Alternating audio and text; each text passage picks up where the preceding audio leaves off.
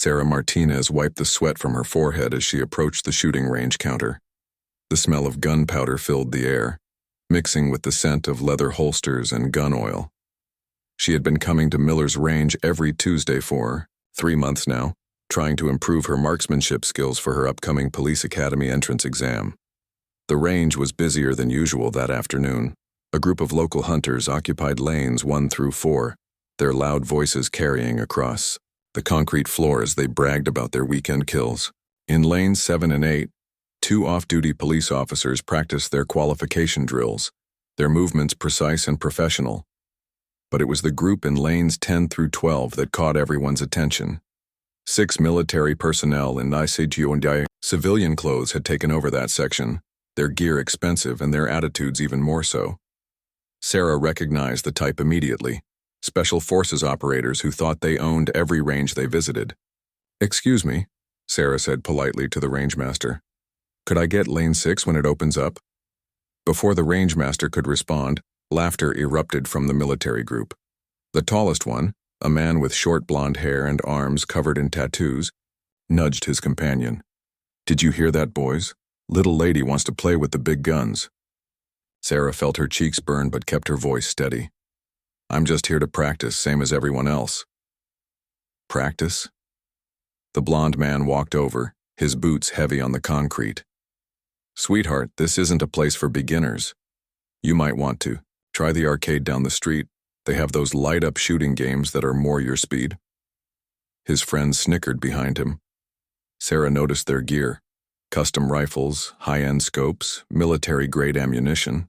These weren't weekend warriors, these were professionals, and they knew it. "I can handle myself just fine," Sarah replied, her jaw tightening. She had dealt with condescending attitudes before, but something about this group's smugness pushed her buttons. The blonde man looked her up and down, his expression dismissive. "Look, no offense, but women and firearms don't usually mix well. It's not your fault, it's just biology. Different muscle composition, reaction times, hand-eye coordination. You're probably better suited for yoga or Pilates or something safer." The range fell quiet. Even the hunters had stopped talking to watch the exchange. Sarah felt every eye in the building on her, waiting to see how she would respond to the blatant sexism. "Is that so?" Sarah's voice dropped to a dangerous calm.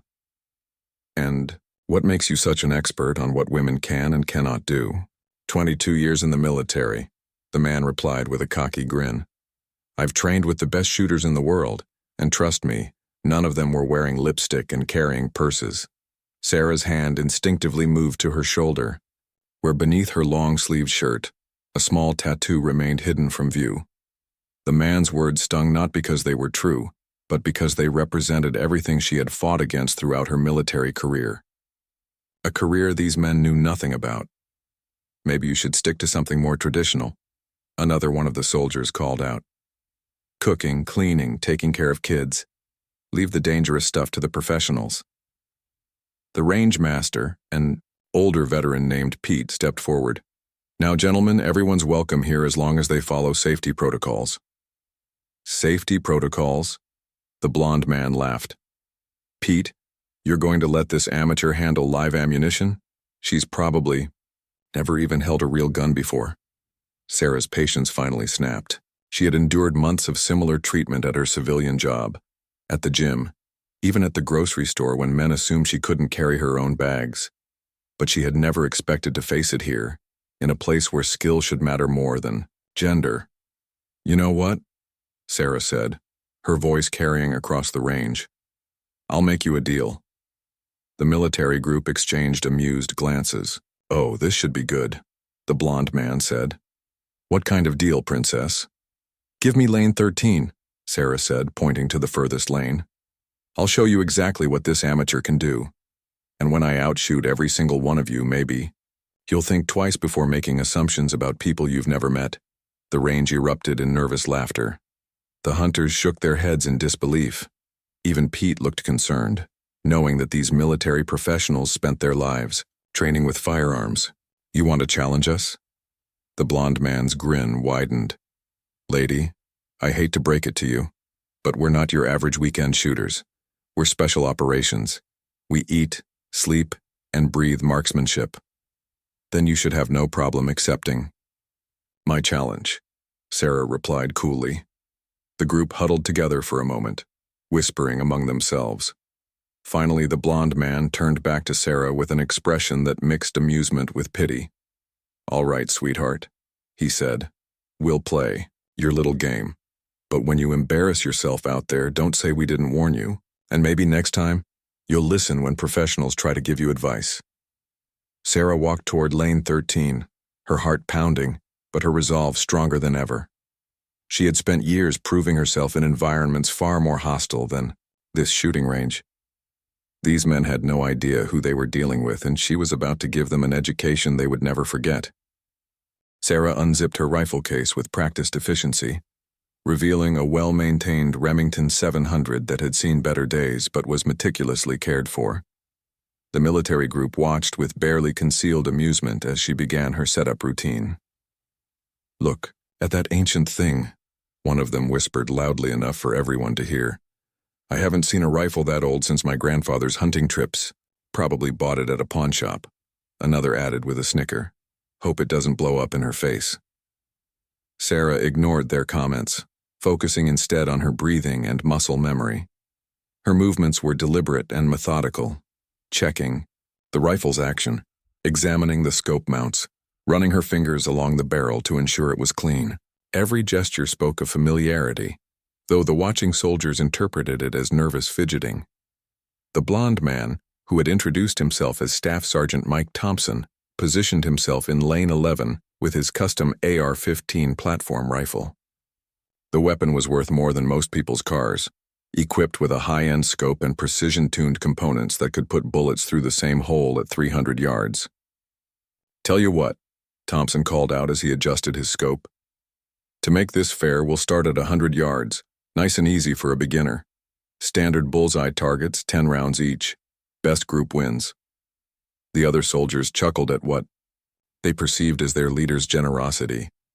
100 yards was child's play for operators of their caliber, but they assumed it would be challenging enough to highlight the gap between amateur and professional. Sarah nodded without speaking, her attention focused entirely on her rifle. She had chosen her ammunition carefully, hand-loaded rounds that she had spent hours perfecting at her kitchen table, measuring powder charges to the 10th of a grain. The soldiers, she noticed, were using expensive factory ammunition that probably cost $3 per round. "What's the matter, sweetheart?" Thompson taunted as he loaded his magazine. "Having second thoughts? It's not too late to back out and save yourself the embarrassment." The range officer, Pete, had called for a ceasefire to observe the impromptu competition. Word had spread quickly, and even shooters from the adjacent indoor pistol range had come to watch. A crowd of 20 people now stood behind the firing line, their conversations creating a low buzz of anticipation. Sarah loaded her first round and settled into her shooting position. The familiar weight of the rifle against her shoulder brought back memories she had spent 3 years trying to forget. Her body remembered the stance, the breathing pattern, the way her finger should rest on the trigger. Muscle memory from thousands of hours of training began to override her conscious thoughts. Thompson fired his first shot with casual confidence. The crack of his rifle echoed through the range, followed by the whir of the motorized target retrieval system. When his target returned, a satisfied smile spread across his face. The bullet hole was dead center in the 9 ring, just slightly high and to the right of perfect center. "Not bad for a warm-up shot," he announced loudly, making sure everyone could see his target. "Your turn, Princess." Sarah adjusted her position slightly, closed her eyes for a moment to center herself, then opened them and focused on the target downrange. Her breathing slowed to a steady rhythm. Inhale, exhale halfway, hold, squeeze the trigger in a smooth, straight-back motion. The rifle bucked against her shoulder with familiar authority.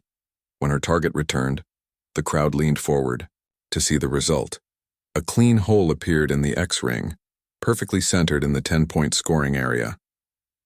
The range fell silent for a moment. Thompson's smile faltered slightly, but he quickly recovered his composure. "Lucky shot," he said with a forced laugh. "Let's see you do that again." For the next few minutes, the two shooters alternated shots.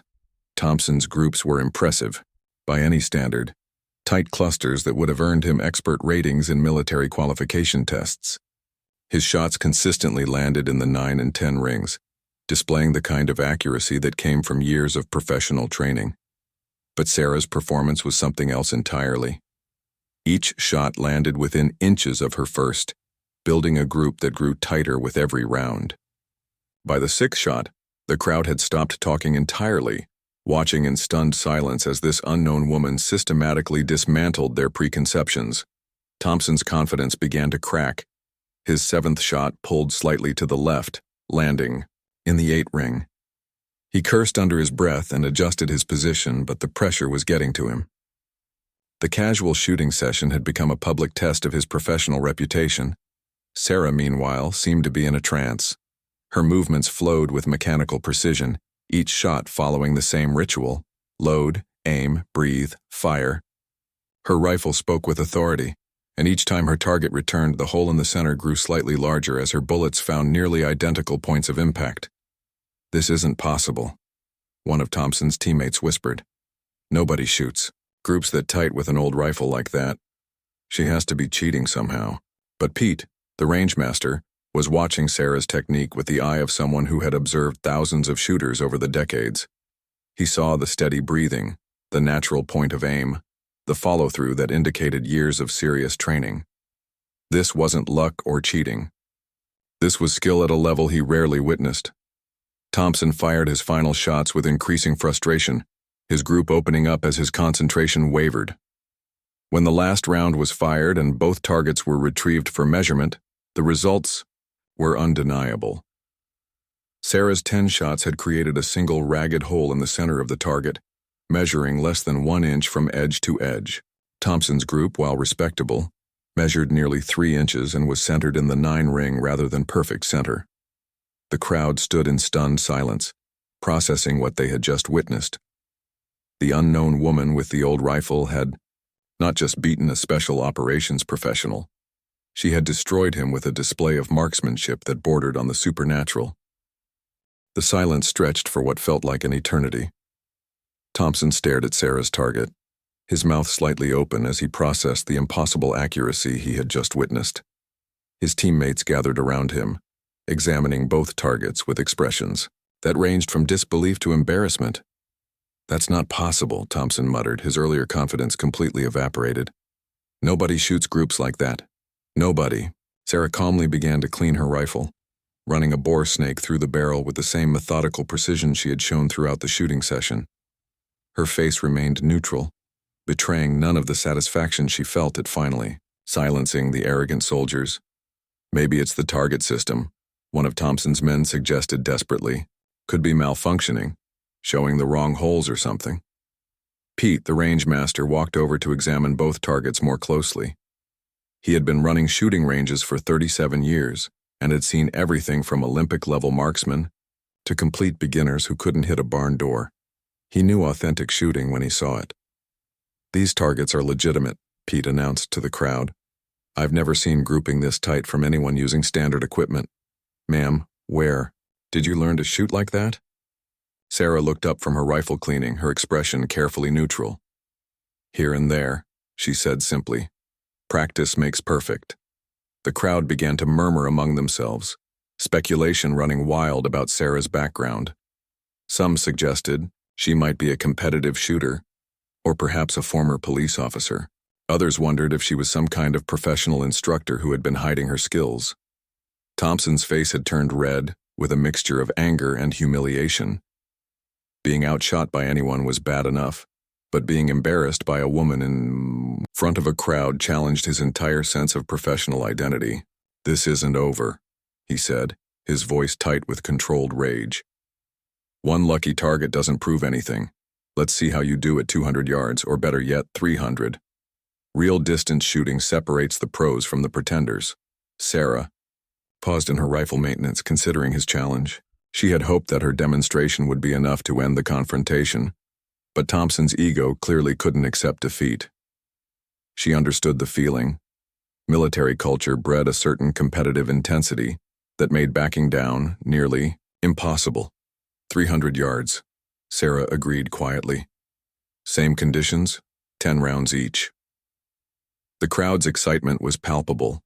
Word had spread throughout the facility, and even the staff had gathered to watch this unprecedented showdown. Money was changing hands as people placed informal bets on the outcome, though most still favored the professional soldier, despite Sarah's impressive showing at the shorter distance. Thompson and his team spent several minutes adjusting their equipment for the longer range. They switched to heavier bullets designed for better ballistic performance and made careful calculations for wind drift and bullet drop. Their preparation was thorough and professional, displaying years of training in long-range shooting techniques. Sarah made only minimal adjustments to her scope, seeming to rely more on instinct than calculation. She had switched to different ammunition, rounds that looked handmade rather than factory-produced. The bullets appeared heavier than standard, and even Pete noticed the careful precision with which she handled each cartridge. "You sure about this, lady?" Thompson asked as they prepared for the second round. 300 yards is a completely different game. Wind becomes a factor, bullet drop, atmospheric conditions. This isn't point and shoot anymore. Sarah settled into her shooting position without responding, her focus entirely on the distant target that now appeared as a small white circle against the backdrop. At 300 yards, the margin for error was measured in fractions of inches, and even professional snipers could be challenged by the conditions. Thompson fired first, his shot carefully calculated and deliberately placed. When the target returned, his bullet had struck just outside the 10 ring in the 9 zone, a respectable shot that would have been considered excellent in most circumstances. "Beat that, sweetheart," he called out with renewed confidence. Long-range shooting isn't about luck. It's about science, mathematics, and years of professional training. Sarah's first shot at the extended distance was met with intense scrutiny from the watching crowd. Everyone leaned forward as her target was retrieved, and a collective gasp arose when the results were revealed. Her bullet had struck dead center in the X-ring, creating a perfect hole in the most difficult part of the target to hit. "Impossible," one of Thompson's teammates whispered. "Wind conditions alone should have pushed that shot off center. There's no way she calculated the drift correctly on her first try." But Sarah was already loading her second round, her movements as smooth and controlled as they had been at the shorter distance. She seemed unaffected by the pressure of the watching crowd or the difficulty of the shot she had just made. Shot after shot, the pattern repeated itself. Thompson managed to keep most of his rounds in the scoring rings, but they were scattered across the target in a pattern that showed the effects of wind, slight variations in his shooting position, and the increasing pressure of falling behind. In the competition, Sarah's shots, meanwhile, continued to cluster around the center of the target with an accuracy that defied explanation. Each bullet seemed to follow the same trajectory as the last, creating an ever-tighter group that had the watching crowd shaking their heads in amazement. "She's not human," someone in the crowd muttered. "Nobody shoots like that without some kind of mechanical assistance or computer system." Pete was studying Sarah's technique intently, trying to understand how she was achieving such consistent results. He noticed that she never seemed to check wind flags or make mathematical calculations like professional long-range shooters typically did. Instead, she appeared to rely on some internal sense of conditions that guided her shots with supernatural accuracy. When the final shots were fired and the targets retrieved for measurement, the results were even more dramatic than they had been at 100 yards. Sarah's group measured less than 2 inches across at 300 yards, a level of precision that would have been impressive from a bench rest rifle with a mechanical rest, let alone from a prone shooting position with a decades-old hunting rifle. Thompson's final group, while respectable by normal standards, looked amateurish by comparison. His shots were scattered across a 4-inch circle, and several had strayed into the 8 and 7 rings. The professional soldier had been thoroughly and publicly defeated by a woman whose identity and background remained a complete mystery. The atmosphere in the range had shifted dramatically. What began as casual entertainment watching an amateur get humbled by professionals had transformed into something approaching reverence. The crowd pressed closer to examine Sarah's target, their voices dropping to hushed whispers as they struggled to comprehend what they had witnessed. Thompson stood frozen behind the firing line, staring at the evidence of his defeat. His reputation as an elite marksman had been built over 2 decades of military service, Countless hours of training and combat deployments, where precision shooting meant the difference between mission success and catastrophic failure. None of it had prepared him for this moment of public humiliation. "This has to be some kind of trick," he said, his voice carrying a desperate edge. "Nobody shoots groups this tight with equipment like that. There's something we're not seeing here." His teammates nodded in agreement. Unwilling to accept that their leader had been outclassed so completely, they examined Sarah's rifle with suspicious eyes, looking for evidence of modifications or high-tech equipment that might explain her supernatural accuracy. "Ma'am," Pete called out respectfully, "would you mind if we took a closer look at your rifle? These gentlemen seem to think there might be some kind of special modifications." Sarah shrugged and handed over her weapon without hesitation. "Feel free to examine it all you want." Thompson's team descended on the rifle like investigators at a crime scene, checking every component for signs of customization or enhancement. What they found only deepened their confusion. The scope was a basic model that had been discontinued years ago. The trigger was factory standard, showing wear from decades of use. Even the stock was original equipment, bearing the scuffs and dings of a working rifle that had seen considerable field time. "There's nothing special about this rifle," one of the soldiers admitted reluctantly. "It's completely stock, probably worth less than $300 at a gun show." "Then how is she doing this?" Thompson demanded, his voice rising with frustration. "Professional snipers with $50,000 rifles can't shoot groups this tight consistently. There has to be an explanation." Sarah had been watching their examination with quiet amusement. She understood their confusion because she had felt the same way years ago when she first witnessed shooting at this level. Some skills couldn't be explained through equipment specifications or training manuals. "Maybe," she said softly. "The rifle is only as good as the person behind it." The comment stung Thompson's pride even more deeply. He had spent his entire adult life believing that superior equipment and intensive training were the keys to martial excellence. The idea that someone could outperform him with inferior gear and no apparent formal training challenged everything he thought he knew about marksmanship. "Where did you serve?" Thompson asked suddenly, his tone shifting from mockery to genuine curiosity. "Because shooting like this doesn't come from weekend range sessions or online tutorials. You've had military training, haven't you?" Sarah's expression hardened slightly, and for the first time since the shooting began, she seemed genuinely uncomfortable. The question had touched on something she preferred to keep private, memories she had worked hard to leave behind. "I don't see how my background is relevant," she replied carefully. "We came here to shoot and we shot. The targets speak for themselves." But Thompson was persistent, his professional instincts now fully engaged. He had worked with enough elite shooters to recognize the signs of advanced military training, and Sarah's performance was triggering every one of his professional alarm bells. "Look, I'm not trying to embarrass you further," Sarah said, softening her tone slightly. "But maybe this is a good lesson about making assumptions about people based on their appearance. You assumed I was just some amateur housewife playing with Daddy's old hunting rifle. You never bothered to ask about my experience or background before deciding I wasn't worth your respect."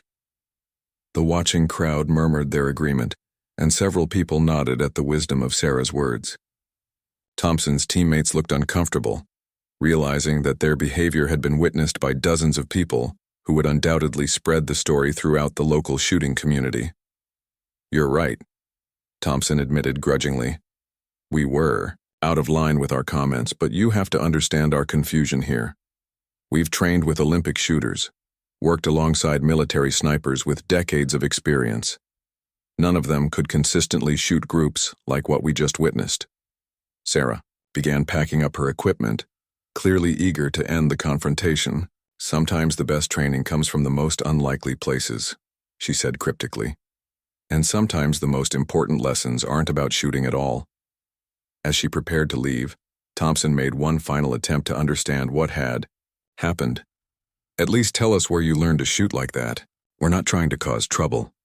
We're just trying to learn from someone who's clearly operating at a level we've never seen before." Sarah paused in her packing, considering his request. The genuine curiosity in his voice was different from his earlier arrogance, and she sensed that the experience had genuinely humbled him and his team. "Let me ask you something," Sarah said, turning to face the group of soldiers. "How many of you have ever been in a situation where missing your target meant innocent people died? Not training scenarios or qualification tests, but real situations, where the stakes were measured in human lives." The question hung in the air like a challenge. Several of Thompson's teammates shifted uncomfortably, their combat experience limited to training exercises and routine deployments where they had never been required to take precision shots under life or death pressure. "Because that's where real shooting skills are developed," Sarah continued. "Not on practice ranges with perfect conditions and no consequences for failure. Real marksmanship is forged in moments when everything is on the line, and there are no second chances." Her words carried a weight that made the entire range fall silent. Even Pete stopped cleaning his counter to listen, sensing that something important was being revealed. "I've been in those situations," Sarah said quietly, her eyes distant with memory. "More times than I care to remember, and each time, the rifle in my hands was the only thing standing between success and disaster. You learn to shoot differently when lives depend on it." Thompson stared at her with new understanding, pieces of a puzzle beginning to fall into place in his mind. Her shooting stance, her breathing technique, the way she seemed to ignore environmental factors that would challenge even experienced marksmen, all of it pointed to training at the highest levels of military precision shooting. Sarah shouldered her rifle case and headed toward the exit, clearly done with the conversation. The crowd began to disperse, their excited chatter filling the range as they discussed what they had witnessed. Thompson watched her go, his mind racing with questions that demanded answers. "Wait!" he called out, jogging to catch up with her near the door. "I know I don't have any right to ask, but this is going to drive me crazy if I don't at least try to understand. You're not just some civilian who learned to shoot at the local range. That level of precision comes from specialized training that most people never receive." Sarah paused at the door, her hand on the handle. For a moment, Thompson thought she was going to leave without another word. Then she turned around, and he saw something in her eyes that made him take an involuntary step backward. "You really want to know?" she asked quietly. "Fine. But understand that some stories don't have happy endings and some training comes at a cost that most people wouldn't be willing to pay." She walked back toward the counter where Pete was pretending not to listen to their conversation. The few remaining spectators sensed that something significant was about to be revealed and moved closer, despite Sarah's obvious reluctance to share her story. 8 years ago, Sarah began, her voice steady but distant. "I was part of a joint task force operation in Afghanistan. My job was overwatch, protecting convoys and personnel from elevated positions using precision rifle fire. It was dangerous work, but I was good at it. Very good." Thompson's expression shifted as the implications of her words sank in. Overwatch positions required not just exceptional marksmanship skills, but the mental fortitude to take human lives when necessary. It was a job that broke many soldiers, regardless of their technical proficiency. "There was an incident," Sarah continued, her gaze fixed on something beyond the walls of the shooting range. "A convoy got pinned down in a valley outside Kandahar. 3 vehicles, 18 personnel, surrounded by enemy fighters in elevated positions.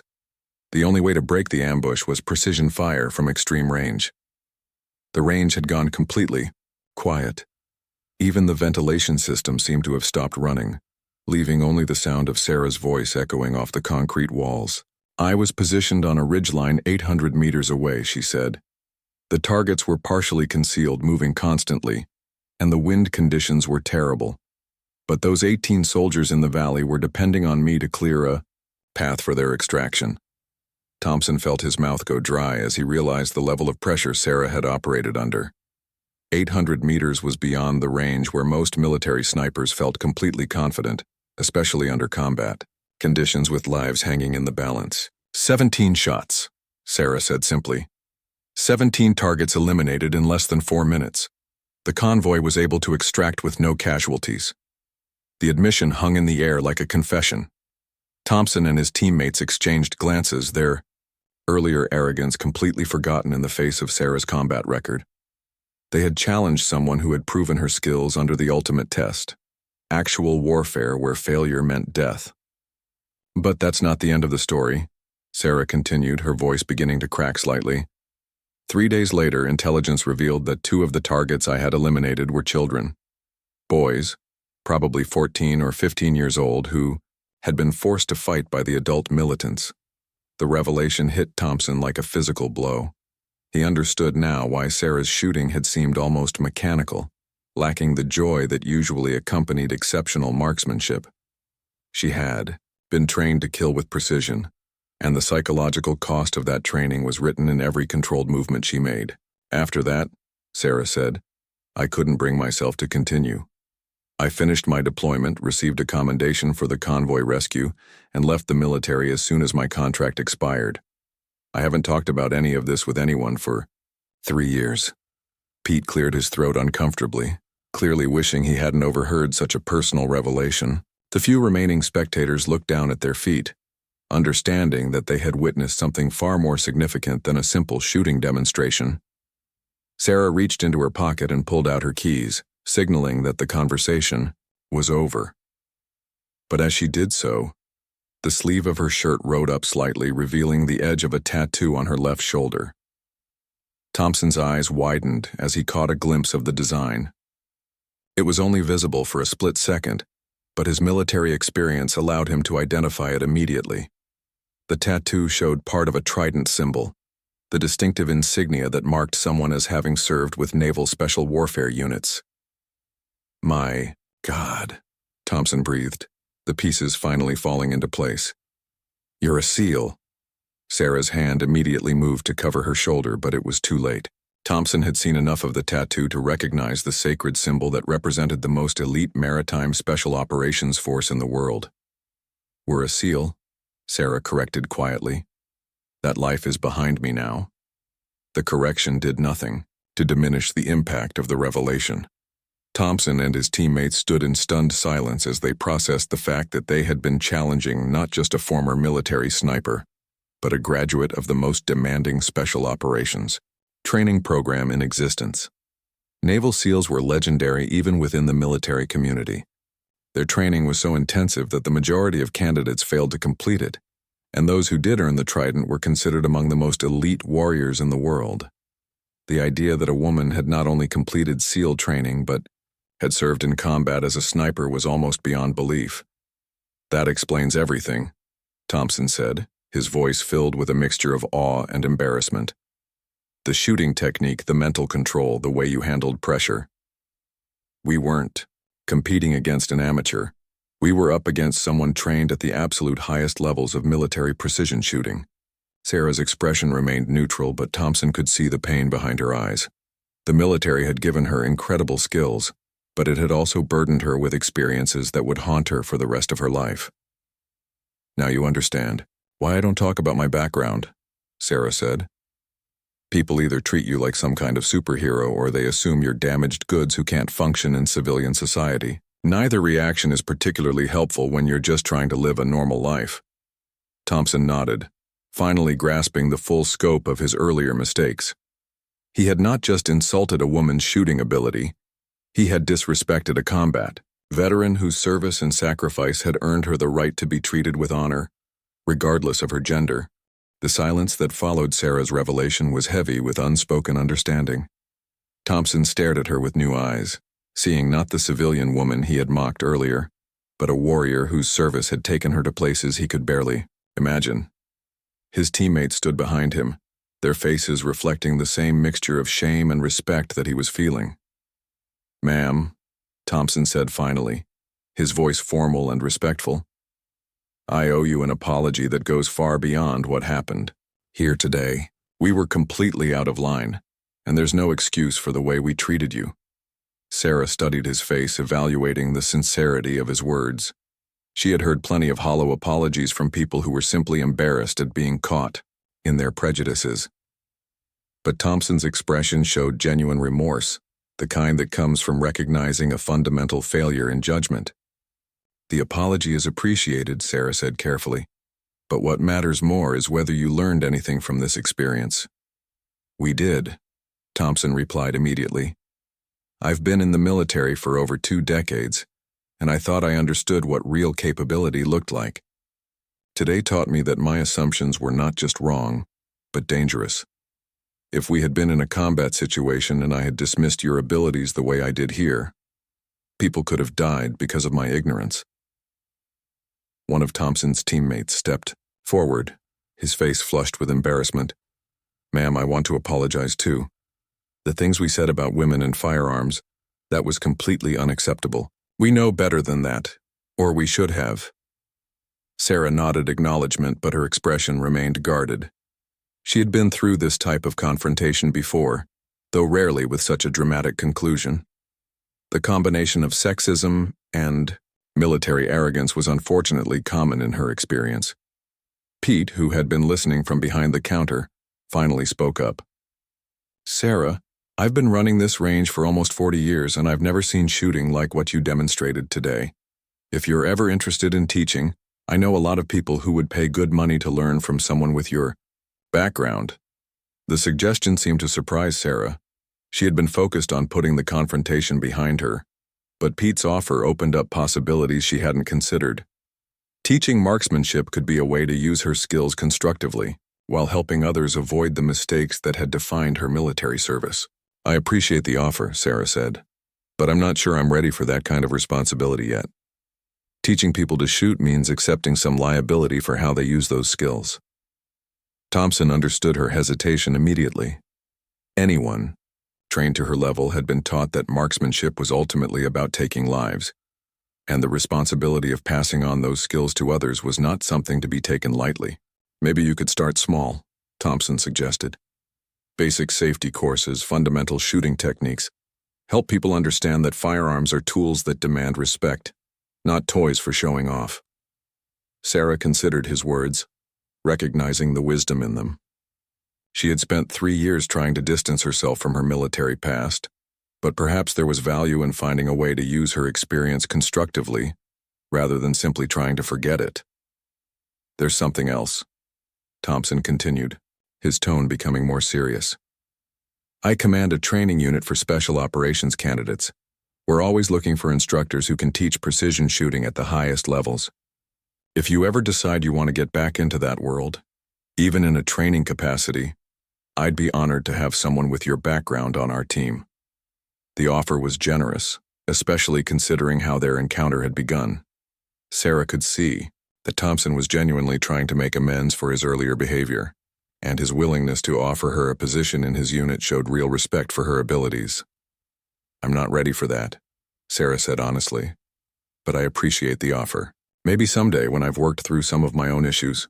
Thompson nodded, understanding. He had seen enough combat veterans to recognize the signs of someone still processing difficult experiences. The fact that Sarah was even functional enough to maintain her shooting skills was impressive, given what she had been through. "Well," Pete interjected, trying to lighten the mood, "whatever you decide about teaching, you're always welcome here, and maybe next time these gentlemen visit, they'll remember to show proper respect to all our shooters." Thompson's teammates nodded, vigorously, clearly eager to demonstrate that they had learned from their mistakes. The entire group looked thoroughly chastened, their earlier arrogance replaced by genuine humility. "Actually," Sarah said, surprising everyone, "there is something you could do. Instead of just apologizing to me, maybe think about how you treat other people who don't fit your expectations. Women, older shooters, people with disabilities, anyone who doesn't look like your idea of what a marksman should be. Give them the same respect you would want for yourselves." Her words carried the weight of personal experience, and Thompson realized that their encounter with Sarah was probably not unique. How many other capable people had they dismissed based on superficial judgments? How many opportunities for learning and growth had they missed because of their preconceptions? "You're absolutely right," Thompson said. "We'll do better. I promise you that." Sarah shouldered her rifle case again, this time with a sense of closure that had been missing earlier. The confrontation had been painful, but it had also given her an opportunity to confront some of her own demons about her military service and its aftermath. "Take care of yourselves," she said as she headed for the door. "And remember, the most dangerous enemy is the one you underestimate." As Sarah walked out into the afternoon sunlight, Thompson watched through the window as she loaded her equipment into a modest sedan and drove away. The shooting range gradually returned to normal activity, but the conversations continued to revolve around what everyone had witnessed. "Sir," one of Thompson's men said quietly, "do you think she was really a SEAL? I thought women weren't allowed in those units." Thompson considered the question carefully. "The program has been evolving," he said finally. "And regardless of the official policies, what we saw today was shooting at a level that only comes from the most elite training available. Whether she was officially a SEAL or trained to that standard through some other program, she's earned our respect." The group packed up their equipment in thoughtful silence, each man processing the day's events in his own way. They had come to the range expecting to demonstrate their superiority, and instead had received a master class in humility and respect. As they prepared to leave, Pete called out to Thompson from behind the counter. "You know, in all my years running this place, I've learned that the best shooters are usually the quietest ones. The people who brag the loudest are usually compensating for something they lack. Real professionals let their targets do the talking." Thompson nodded, understanding the lesson implicit in Pete's words. Sarah had never boasted about her abilities or claimed superiority over anyone. She had simply demonstrated her skills when challenged and conducted herself with the quiet dignity that marked true professionals. Outside in the parking lot, Thompson's team climbed into their vehicles, the mood subdued but educational. They had learned more about marksmanship, respect, and personal assumptions in one afternoon than they had in months of formal training. "Think we'll see her again?" one of them asked as they prepared to drive away. Thompson looked back at the shooting range where normal activity was resuming, but where the memory of Sarah's extraordinary demonstration would linger for years to come. "I hope so," he said quietly. "We could all learn something from her." As their convoy pulled away from Miller's range, Thompson made a mental note to review his unit's training protocols and attitudes toward non-traditional personnel. Sarah had given him more than just a lesson in marksmanship. She had provided a mirror that reflected some uncomfortable truths about military culture and the assumptions that could prove dangerous in real-world situations. The story of what happened that day would spread throughout the military community, becoming a cautionary tale about respect, assumptions, and the danger of underestimating people based on appearances. And somewhere in the city, Sarah Martinez was driving home, having successfully defended not just her own dignity, but the honor of everyone who had ever been dismissed because they didn't fit someone else's narrow definition of what a warrior should look like.